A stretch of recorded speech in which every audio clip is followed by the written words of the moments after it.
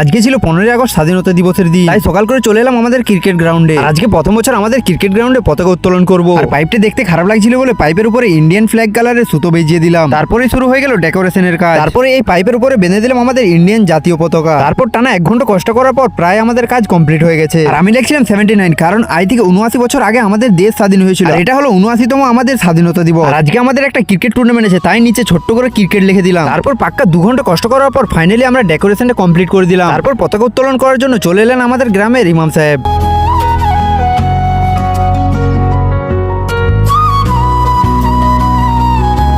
এক এক করে শ্রদ্ধাঞ্জলি দেওয়ার পর শুরু হয়ে গেল জাতীয় সঙ্গীত।